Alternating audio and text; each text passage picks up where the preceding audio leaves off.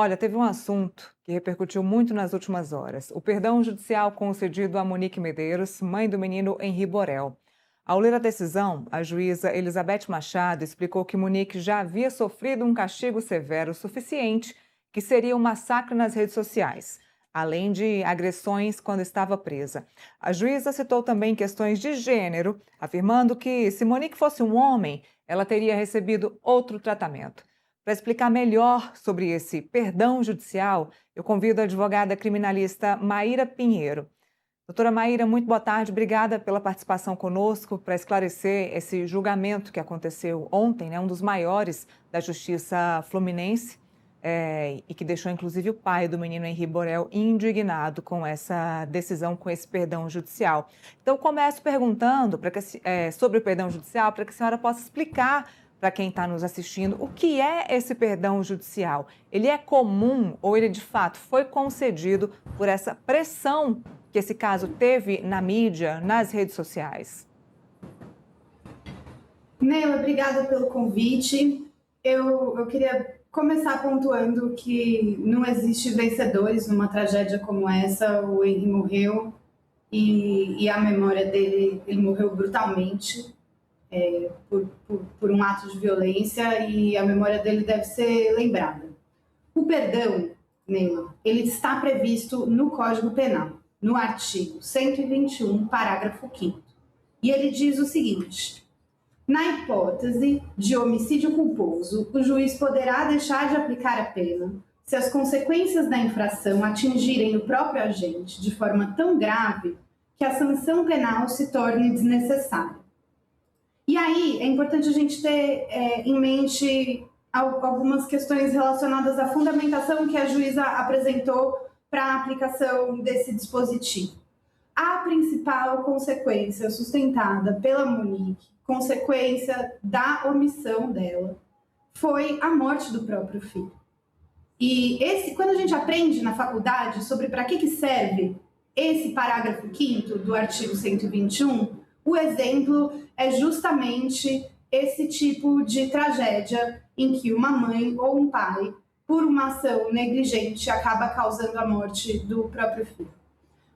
Um massacre que ela sofreu no julgamento público, a exploração da imagem dela, e até mesmo o contexto de violência que ela narrou, e que me parece verossímil, porque outras ex-companheiras do Jairo descreveram situações de violência parecidas, são aspectos contextuais, mas o centro das consequências que afetam a própria ré e que levam ao perdão é a morte do próprio filho.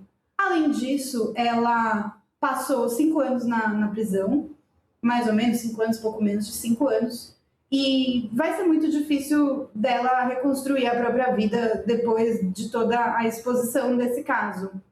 Eu achei, na minha opinião pessoal, de alguém que acompanha o caso com algum nível de profundidade, que a decisão da juíza foi adequada, tem respaldo na lei e foi bastante corajosa, inclusive, porque é preciso muito pouco para ser um pai-herói.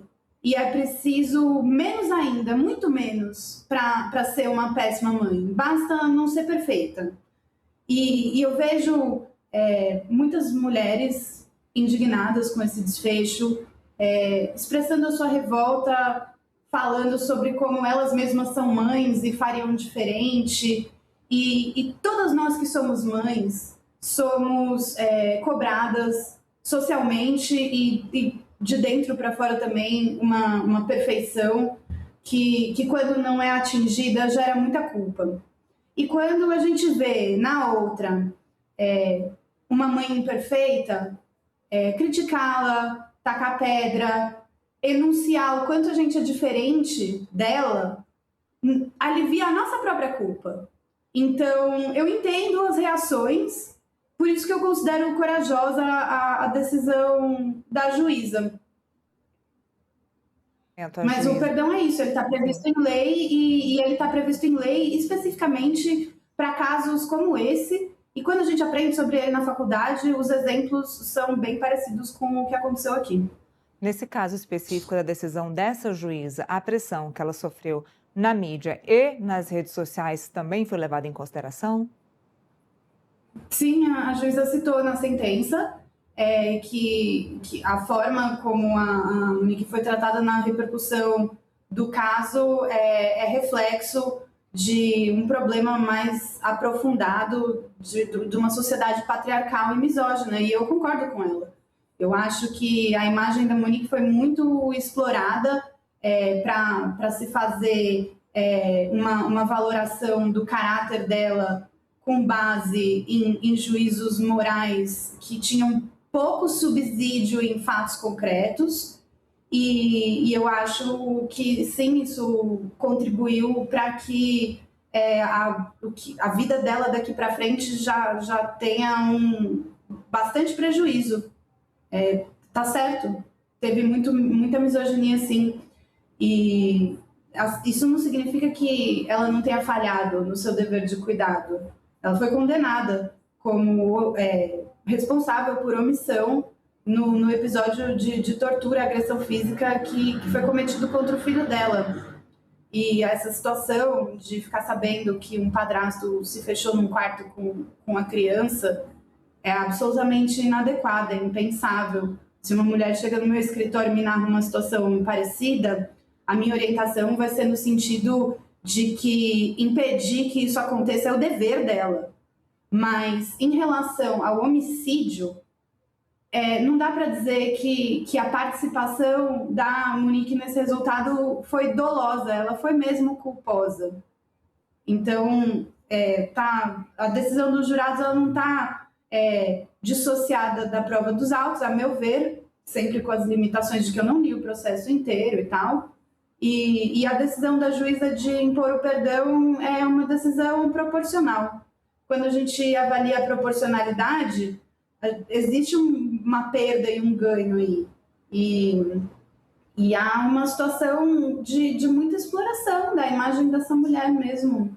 E uma exploração com fortes tons de discriminação por ela ser mulher.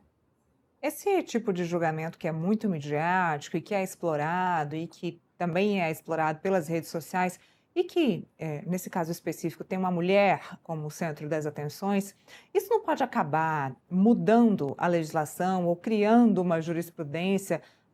Eu vou usar um termo ruim porque eu não estou encontrando outro, mas não pode atrapalhar o que prevê a lei, doutora? Não, eu achei muito acertada a decisão da juíza de não transmitir o julgamento ao vivo, por exemplo, ia submeter os jurados a um nível de pressão ainda maior. Julgamento não é para ser circo, não é para a sociedade inteira julgar através de cada um no seu celular.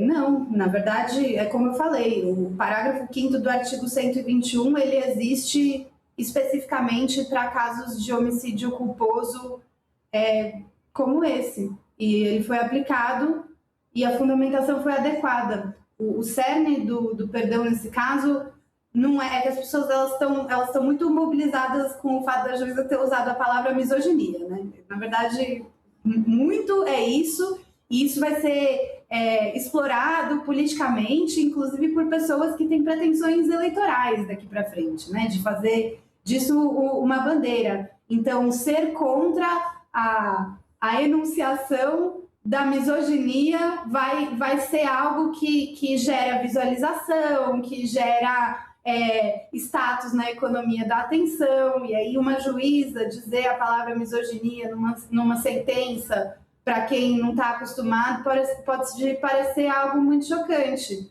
Mas é exatamente para isso que o artigo 121, parágrafo 5º existe, é exatamente para esse tipo de situação que a hipótese de perdão judicial no homicídio culposo, quando há uma violação do dever de cuidado, há uma negligência, há uma omissão criminalmente punível, mas, ao mesmo tempo, essa omissão em si gera consequências para o agente que são muito graves, é para isso que esse dispositivo existe. E a aplicação dele foi fundamentada. Então, não vejo por que isso poderia gerar uma jurisprudência, até porque é uma decisão de primeiro grau, né? Mas não vejo por que isso poderia gerar uma jurisprudência ruim. Pelo contrário, eu vejo um avanço importante na enunciação da misoginia como um aspecto que determina a nossa sociedade, porque por que isso choca as pessoas? A sociedade brasileira odeia as mulheres mesmo. Quem que descobriu isso hoje? Muito bem, doutora. Continuamos acompanhando esse caso, né? Como a senhora acabou de dizer, estamos em primeira instância, ainda certamente cabe recurso. Seguimos acompanhando um caso emblemático, importante, onde a juíza deu uma decisão usando um termo que repercutiu muito, como a doutora disse, misoginia, acaba chamando muita atenção. Seguimos acompanhando o caso. Doutora, muito obrigada pela participação da senhora. Te encontro e te espero em outras oportunidades. Obrigada, Nela, pelo convite. Até a próxima. Até.